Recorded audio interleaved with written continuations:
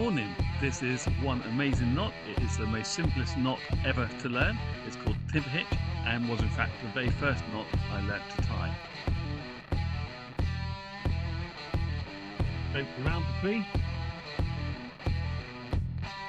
loop over itself, and then I'm wrapping over and under like a snake around the back of the tree, as far around as it will go, and I can even use up all the rope if I need to. At least 3 to 4 wraps is fine. Cinch it down, and there you have your timber hitch. Amazing, easy.